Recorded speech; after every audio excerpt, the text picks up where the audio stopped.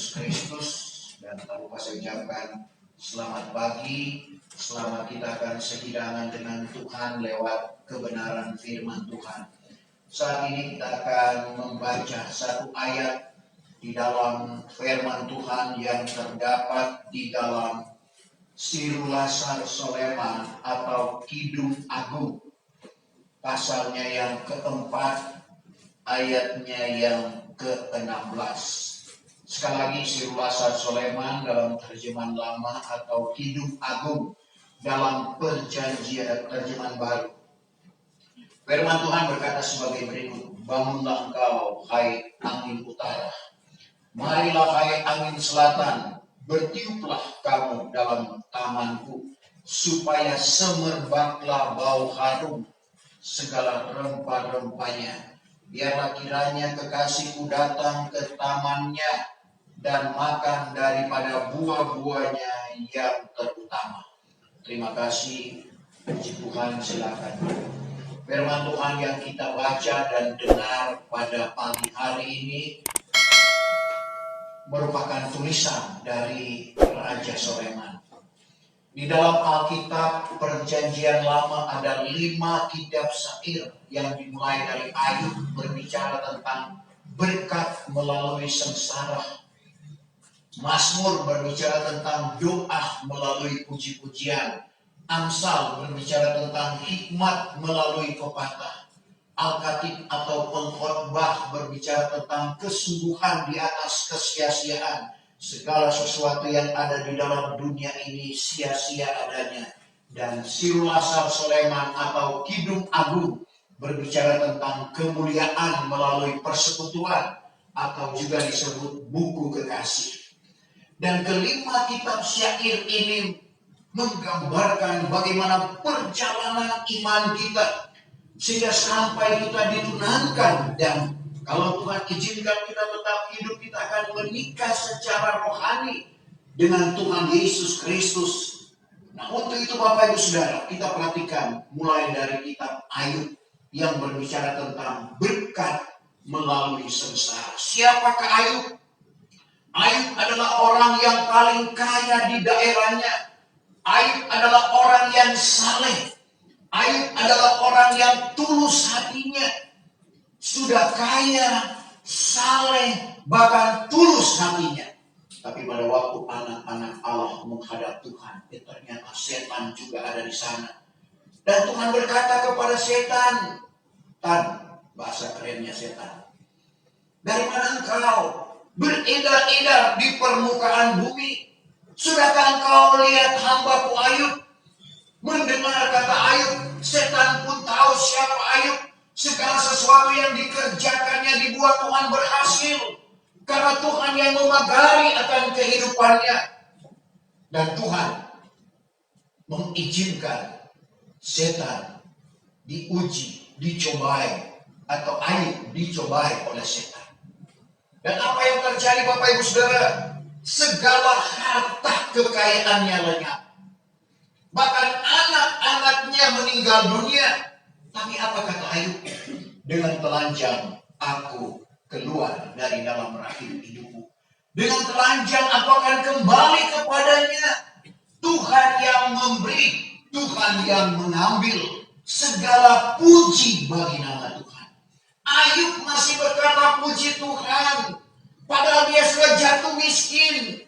Kekayaannya lenyap, anak-anaknya meninggal dunia. Tidak cukup hanya sampai di situ cobaan iblis kepada Ayub. Pada pasal yang kedua, giliran penyakit yang menggerogoti tubuhnya. Sampai-sampai istrinya berkata, masihkah engkau menyatakan ketulusan hatimu kepada Allahmu? Hujaklah akan Tuhan Allahmu lalu engkau mati. Tapi apa kata Ayub? Perkataanmu seperti perkataan perempuan yang sangat gila. Masakan kita menerima yang baik daripada Tuhan, lalu yang jahat kita tidak terima. Ayub tidak berdosa dengan lidahnya. Bapak Ibu Saudara, ujian menimpa kehidupan Ayub. Saya boleh berkata pepatah ini berlaku di dalam kehidupannya. Sudah jatuh tertimpa tangga lagi. Sudah jatuh miskin, kere, sakit lagi. Tapi Ayub tetap dengan Tuhan. Di dalam kekayaan Ayub dia tetap dengan Tuhan. Di dalam kemiskinannya, di dalam kepicikannya, di dalam kesakitannya, dia tetap dengan Tuhan. Dan akhirnya karena dia tetap bertahan, apa yang terjadi? Ayub 42 ayat 10. Tuhan mengembalikan segala sesuatu yang pernah ada padanya. Bahkan Tuhan ganti 2 kali ganda. Satu hal yang luar biasa. Kesetiaan Ayub di dalam kekayaannya. Kesetiaan Ayub di dalam kemiskinan dan kepicikannya, dia tetap dengan Tuhan. Karena kalau ujian itu juga berlaku meskipun belum sama seperti Ayub. Tapi ujian itu kadang-kala Tuhan izinkan berlaku di dalam kehidupan kita. Dan akhirnya kita akan memuji, memuliakan, dan mengagungkan nama Tuhan. Masuklah kita pada kitab Mazmur yang berbicara tentang doa melalui puji-pujian. Di dalam pujian pemazmur dalam hal ini Daud mengandung permintaan, mengandung doanya kepada Tuhan. Sebab itu Daud dengan talenta yang Tuhan anugerahkan di dalam kehidupannya lewat alat musik kecapi, dia memuji, memuliakan, dan mengagungkan nama Tuhan. Dalam Mazmur 116 ayat 164, 7 kali sehari dia memuji, memuliakan, dan mengagungkan nama Tuhan. 7 adalah angka sempurna. Dalam arti kata pujian yang sempurna dia panjatkan kepada Tuhan. Dan sekali lagi di dalam pujian itu ada doa yang dia sampaikan kepada Tuhan. Dan kalau ini berlaku di dalam kehidupan kita, maka Tuhan akan anugerahkan kita hikmat dan pengetahuan yang daripada Tuhan. Masuklah kita pada kitab Amsal yang berbicara tentang hikmat melalui pepatah. Hikmat adalah kepandaian atau kearifan. Pepatah adalah peribahasa yang mengandung nasihat. Jadi hikmat melalui pepatah berarti kepandaian melalui peribahasa yang mengandung nasihat. Betapa pentingnya kita memiliki hikmat dan pengetahuan yang daripada Tuhan untuk mengatasi situasi dunia, mengimbangi pengetahuan manusia yang semakin hari semakin dipertambahkan. Dan ini memang sudah dikatakan di dalam Daniel pasal 12 ayat 4. Bagaimana pengetahuan manusia semakin hari semakin dipertambahkan. Pengetahuan manusia semakin hari semakin disempurnakan. Salah satu bukti, saya ada di sini, Bapak Ibu ada di rumah masing-masing, boleh beribadah bersama-sama. Bukankah ini merupakan pengetahuan atau hikmat yang Tuhan anugerahkan kepada manusia? Daniel 12 ayat yang keempat. Tetapi akan dikau, hai Daniel. Akan dikau, hai Daniel. Tutuplah olehmu segala perkataan ini. Tutuplah olehmu segala perkataan atau firman Tuhan ini. Kenapa? Karena belum berlaku pada zamannya, percuma juga diungkapkan pada waktu itu. Karena apa yang diterima oleh Daniel nanti berlaku di akhir zaman ini, di mana Bapak Ibu saya dan saudara hidup. Dan meteraikanlah kitab ini. Meteraikanlah kitab ini sampai kepada masa kesudahan. Sampai pada masa kesudahan di mana Bapak Ibu saya dan saudara hidup. Maka pada masa itu banyaklah orang akan menyelidik. Masa itu yaitu masa sekarang, banyak orang yang akan menyelidik dia. Dan pengetahuannya pun akan dipertambahkan. Pengetahuan akan dipertambahkan. Pengetahuan manusia semakin hari semakin disempurnakan. Dan ini perlu ada di dalam kehidupan kita. Pengetahuan firman Allah. Hikmat dan pengetahuan itu sangat menentukan keselamatan. Yesaya menubuatkan dalam Yesaya 33 ayat yang ke-6, salinan baru, masa keamanan akan tiba bagimu. Hikmat dan pengetahuan akan menjadi ketentuan hal selamatmu. Hosea 4 ayat 6, umatku dibinasakan karena tiada berpengetahuan. Jadi betapa pentingnya pengetahuan firman Tuhan itu ada di dalam kehidupan kita. Bagaimana kita memperoleh hikmat? Ya kita minta kepada Tuhan. Karena Tuhan yang mempunyai hikmat. Dia yang mengaruniakan hikmat kepada manusia. Dalam Amsal 2 ayatnya yang ke-6. Ayat yang ke-6.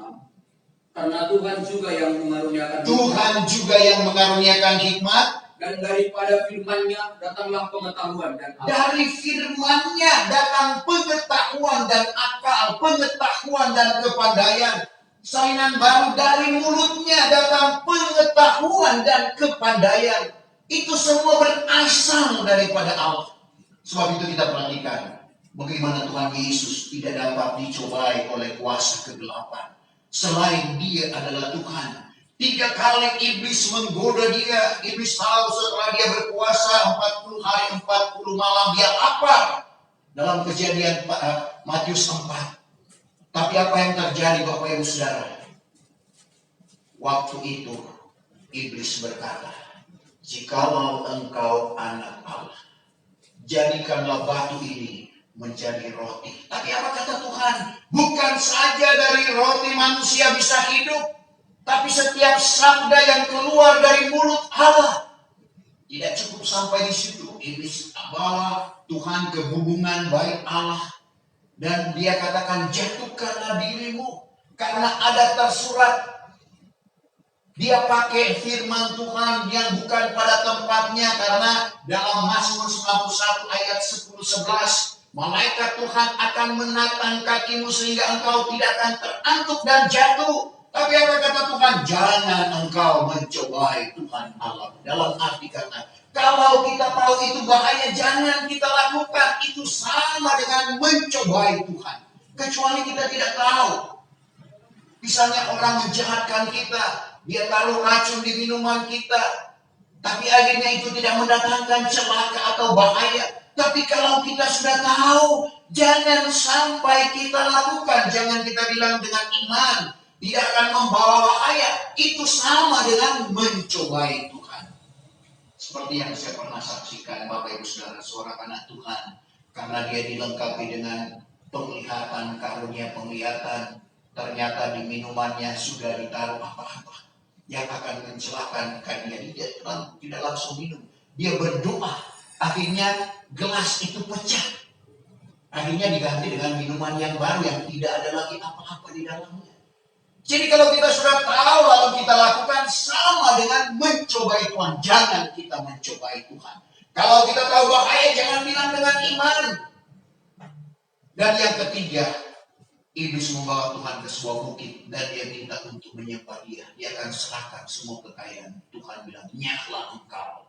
3 kali iblis mencobai Tuhan dan Tuhan tetap menang. Selain dia Tuhan, dia adalah hikmat Allah.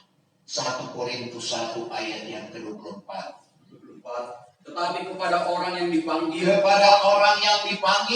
baik orang Yahudi, baik orang Greka, Kristus itulah kuasa Allah. Kristus itu kuasa Allah Dan hikmat Allah. Betapa pentingnya kita memiliki hikmat dan pengetahuan yang daripada Tuhan, Bapak Ibu Saudara. Sehingga dengan hikmat dan pengetahuan kita memahami akan kehendak Allah di dalam kehidupan kita. Efesus 5:17, jangan kamu bodoh, melainkan hendaklah mengerti apa kehendak Allah. Dan setelah kita memiliki hikmat dan pengetahuan yang daripada Tuhan, kita akan berkata segala sesuatu yang ada di dalam dunia ini sia-sia adanya. Masuklah kita pada kitab Al-Khatib atau kitab pengkhotbah, kesungguhan di atas kesia-siaan. Segala sesuatu yang ada di dalam dunia adalah sia-sia. Kenapa? Tuhan Yesus berkata dalam Matius 24 ayat 35, langit dan bumi akan lenyap, tetapi firman Tuhan itu kekal. Kalau kita melakukan firman, berarti kita melakukan kehendak Allah. Kita akan kekal bersama-sama dengan firman yang tidak lain adalah Allah sendiri. Karena Yohanes 1 ayat 1, pada mulanya adalah firman. Firman itu bersama-sama dengan Allah. Dan firman itu juga adalah Allah. Kuasa kegelapan dengan segala kelicikannya. Manusia pertama jatuh dari 3 keinginan yang ada di dalam dunia. Keinginan mata, keinginan tubuh atau keinginan daging, dan hidup dengan jemawa atau kesombongan. Melihat buah pengetahuan baik dan jahat asik untuk dimakan, keinginan mata. Keinginan tubuh dia makan. Kenapa? Ada janji, kesombongan. Engkau tidak akan mati, tetapi engkau akan jadi sama dengan Allah. Dia makan buah pengetahuan baik dan jahat itu. Akhirnya manusia pertama jatuh ke dalam dosa. Dan ketiga, keinginan ini juga yang disodorkan oleh kuasa kegelapan bagi bapak, ibu, saya dan saudara yang hidup di akhir zaman ini. Sehingga Rasul Yahya menasihatkan dalam 1 Yahya 2:15, jangan kamu mengasihi dunia dan barang apa yang ada di dalam dunia. Karena jikalau barang seorang mengasihi dunia, kasih Allah itu tidak ada di dalam kehidupannya. Ayat 16, apa yang ada di dalam dunia? Yang keinginan mata, keinginan tubuh dan hidup dengan jemawa, keinginan mata, keinginan daging dan hidup dengan kesombongan. Tapi ayat 7 dikatakan itu bukan berasal daripada Bapa, melainkan berasal daripada dunia. Dan ayat 17, dunia lenyap dengan segala keinginannya. Tetapi orang yang melakukan kehendak Allah kekal selama-lamanya. Kenapa kita katakan bahwa segala sesuatu yang ada di dalam dunia ini sia-sia adanya? Karena kita telah memilih Kristus sebagai kekasih kita. Masuklah pada kitab Kidung Agung kemuliaan melalui persekutuan, di mana kita akan bersekutu dengan Tuhan lewat firman dan rohnya. Karena ini merupakan kewajiban bagi kita. Tuhan Yesus pernah berkata dalam Yohanes 4 ayat 23-24, setiap penyembah yang benar diwajibkan untuk menyembah Bapa dengan roh dan kebenaran. Allah itu roh adanya. Setiap penyembah yang benar diwajibkan untuk menyembah Bapa dengan roh dan kebenaran. Di dalam kemuliaan melalui persekutuan ini, kita dibawa, dipertunangkan dengan Tuhan lewat kebenaran.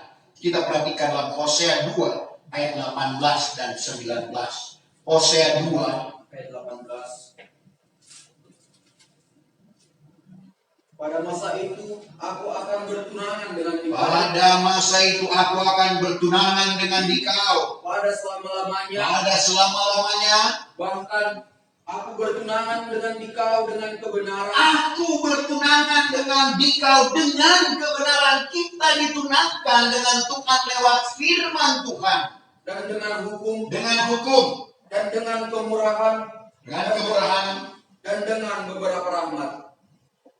Dan aku akan bertunangan dengan dikau. Aku akan bertunangan dengan dikau. Dengan setia yang benar. Dengan setia dan benar. Dan engkau pun akan mengetahui akan Tuhan. Engkau pun akan mengetahui akan Tuhan. Kalau gereja pertama Bapak Ibu Saudara, mereka dipertunangkan dengan Tuhan sesuai dengan suratan Paulus kepada jemaat Korintus. Dalam 2 Korintus 11 ayatnya yang kedua. Aku cemburu kepada kamu dengan suatu cemburuan ilahi. Sebab aku sudah tunangkan kamu, memperhadapkan kamu seperti perawan yang suci kepada Kristus. Jemaat yang ada di Korintus terdiri dari laki-laki dan perempuan. Tapi Paulus hisapkan sebagai perawan yang suci, yang sementara ditunangkan dengan Tuhan. Tapi bagi kita gereja Tuhan yang hidup di akhir zaman ini, bukan hanya sekedar ditunangkan, tetapi akan menikah secara rohani. Sesuai dengan Wahyu 19 ayatnya yang ke-7. Wahyu 19 ayat yang ke-7. Hendaklah kita bersukacita. Hendaklah kita bersukacita. Dan bersukaria. Dan bersukaria. Dan hendaklah kita memberi dia hormat. Hendaklah kita memberi dia hormat. Karena ketika kawin anak domba itu sudah tiba. Ketika kawin anak domba itu sudah tiba. Dan istrinya pun sudah bersedia. Istri atau pengantinnya sudah bersedia. Apa yang dipersiapkan oleh pengantin Tuhan? Tidak lain berbicara tentang karunia-karunia Roh Kudus sebagai pakaian pengantin kita untuk menikah secara rohani dengan Tuhan Yesus Kristus. Karunia-karunia itu disampaikan oleh Paulus kepada jemaat yang ada di Korintus. Dalam 1 Korintus pasal yang ke-12 ayat 8 sampai ayatnya yang ke-11. Karunia perkataan hikmat, karunia perkataan marifat, karunia membedakan segala roh, karunia iman, karunia mujizat, karunia kesembuhan, karunia nubuatan, karunia lidah, dan karunia lidah yang diartikan. Dan ini perlu kita rebut di hari-hari terakhir ini. Karena masih kepada jemaat yang ada di Korintus, 1 Korintus 14 ayat 1. Kejarlah olehmu akan kasih itu, lagi usahakanlah dirimu beroleh segala karunia yang rohani. Terjemahan lama berkata, 1 Korintus 14 ayat 1. Hambatlah olehmu. Hambat ternyata sama dengan kejar menurut kamus bahasa Indonesia. Kejarlah olehmu kasih itu. Dan lagi usahakanlah dirimu akan beroleh segala karunia. Usahakanlah dirimu memperoleh kalau boleh segala karunia yang rohani. Tetapi terlebih pula supaya kamu bernubuat. Seolah-olah Paulus mengutamakan karunia nubuatan. Kenapa? Ada alasan tentunya. Karena karunia nubuatan itu ada 3 fungsinya. Dalam ayat yang ketiga, orang yang bernubuat mengatakan kepada sesamanya. Pertama adalah meneguhkan iman, menasihatkan, dan memberikan penghiburan. Jadi karunia nubuatan itu meneguhkan iman sidang jemaat, menasihatkan, dan memberikan penghiburan. Itulah karunia nubuat. Sehingga di dalam perhimpunan kita akan terjadi seperti yang dikatakan oleh Tuhan Yesus dalam Matius 18 ayat 20. Di mana 2-3 orang berhimpun atas nama Tuhan, di situ Tuhan ada. Bagaimana wujud kehadiran Tuhan di tengah-tengah 2 atau 3 orang berhimpun atas nama Tuhan? Yaitu di dalam 1 Korintus 14 ayat yang ke-26. Apabila kamu berhimpun, masing-masing ada dengan mazmur, nyanyian di dalam roh, ada dengan pengajaran atau nubuatan, ada dengan kenyataan atau penglihatan, ada dengan karunia lidah yaitu bahasa roh, karunia lidah yang diartikan, semuanya itu meneguhkan iman sidang jemaat. Itulah wujud dari Matius 18 ayat 20, di mana 2-3 orang berhimpun atas nama Tuhan, di situ Tuhan ada. Nah, untuk itu Bapak Ibu Saudara yang kekasih, kita kembali, itulah perjalanan iman kita dari Ayub sampai Kidung Agung atau Sirulasar Soleman. Dan ayat firman Tuhan yang kita baca pada saat ini, bangunlah engkau, hai angin utara, marilah hai angin selatan. Saudara, angin itu adalah udara yang berpindah. Kalau tidak ada udara yang berpindah, seorang perempuan biasanya yang banyak pakai minyak wangi, perempuan, laki-laki ada tapi jarang. Kalau perempuan pakai minyak wangi itu akan tercium kalau ada udara yang berpindah. Angin. Jadi angin membuat bau harum yang ada di dalam pakaian atau tubuh kita akan tercium kepada orang lain. Jadi kita perhatikan, ini punya pengertian rohani. Tapi angin di sini berbicara tentang pencobaan. Kadangkala kita diuji dengan angin pencobaan seperti gereja pertama. Tadinya mereka hanya berkumpul di Yerusalem, tetapi angin pencobaan datang menimpa kehidupan mereka, sehingga mereka terpisah satu dengan yang lain. Dan ternyata itu membuat Injil dimasyurkan. Nah, Bapak Ibu Saudara, kalau berbicara tentang angin utara, kita perhatikan di dalam firman Tuhan tentang angin utara dan angin selatan. Jadi Lukas 12 ayat 55. Lukas 12 ayat 55. Dan apabila angin selatan bertiup, maka katamu, hari akan panas terik, Maka berlakulah demikian. Jadi kita perhatikan angin Di sini dikatakan bahwa angin selatan mendatangkan panas terik. Angin utara, Amsal 25 ayat 23 atau 33 itu. 23. Bahwa angin utara membawa akan hujan. Angin utara membawa akan hujan. Demikian pun lidah pengumpat mengadakan beberapa muka muram. Jadi kita lihat angin utara mendatangkan hujan. Amsal 25 ayat 23. Lukas 12 ayat 55. Angin selatan bertiup maka katamu hari akan panas. Saudara, satu tumbuhan itu memerlukan hujan, memerlukan panas, sehingga dia dapat bertumbuh. Demikian dengan kehidupan rohani kita. Karena kalau dia panas terus, bisa kering. Begitu sebaliknya, kalau dia hujan terus, bisa akan menjadi busuk. Sehingga kita lihat apa yang dikatakan oleh Agur bin Jakai. Jangan beri aku kekayaan. Jangan aku beri kemiskinan. Jangan dengan kekayaan. Coba Amsal 30. Ayat yang ke-8. Coba Amsal 30 ayat 8. Ini perkataan Agur bin Jakai. Jauhkanlah kiranya daripadaku. Jauhkanlah kiranya daripadaku Segala sia-sia dan bohong. segala sia-sia dan bohong. Janganlah apalah berikan daku kepapaan. Jangan berikan aku kepapaan atau kemiskinan. Melainkan peliharakanlah aku dengan rezeki yang cukup. Peliharakanlah aku dengan rezeki dan cukup. Jadi kita terus jangan dengan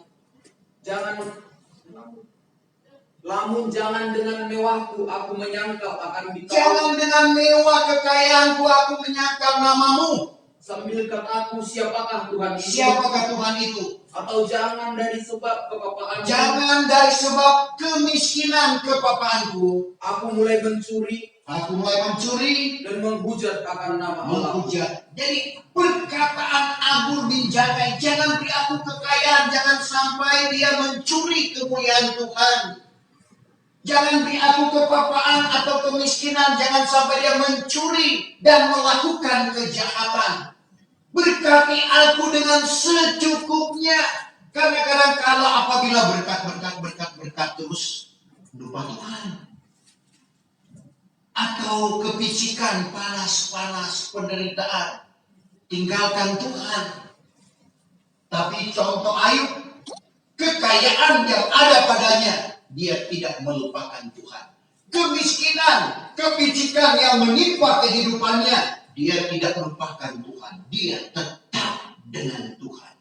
Nah, untuk itu kita perlu mendekatkan diri kita kepada Tuhan. Sehingga kalau kita pun dikayakan, kita akan menyadari siapa kita ini. Ataupun mengalami kepicikan, kita menyadari siapakah kita ini. Sehingga Paulus katakan dalam 1 Korintus 6 ayat 17. Orang yang melekat kepada Kristus, ia akan menjadi satu roh dengan Kristus. Jadi Bapak Ibu Saudara, caranya kita harus melekat, mendekatkan diri kita kepada Tuhan. Supaya Tuhan akan memampukan kita menghadapi situasi dunia saat ini. Dan tujuan angin utara dan angin selatan itu, supaya semerbaklah bau harum segala rempah-rempahnya. Jadi kadang-kadang Tuhan izinkan itu terjadi di dalam kehidupan kita supaya nama Tuhan yang harum dan kehidupan kita seperti suratan Paulus kepada jemaat Korintus 2. Korintus 2 ayat 2 dan 3. Tentang surat yang terbuka. Bahkan kamulah surat kiriman kami. Surat kiriman kami. Yang tertulis di dalam hati kami. Yang tertulis di dalam hati kami. Dan yang dikenal dan dibaca oleh orang sekalian. Dikenal dan dibaca oleh orang sekalian. Makanya telah kamu menjadi surat Kristus. Nyatalah kamu, Bapak, Ibu, saya dan saudara menjadi surat Kristus. Yang ditulis oleh kami, tertulis oleh kami, tertulis bukannya dengan dawat, melainkan dengan roh Allah yang hidup, bukannya di atas loh batu, melainkan pada loh yaitu hati manusia. Jadi kita perhatikan, Paulus menyuratkan bagaimana jemaat Korintus harus menjadi surat yang terbuka, dalam arti kata yang menjadi berkat kepada orang lain. Sehingga Bapak Ibu Saudara, dengan kehidupan kita membuat orang lain diberkati oleh Tuhan. Jadi Bapak Ibu Saudara, firman Tuhan datang mengingatkan kepada kita supaya kehidupan kita menjadi surat yang terbuka. Kehidupan kita menjadi berbau harum, dan itu akan terjadi apabila ada angin, udara yang berpindah. Tapi dalam pengertian rohani, dengan pencobaan ini, orang akan melihat bahwa Kristus benar-benar ada di dalam kehidupan kita.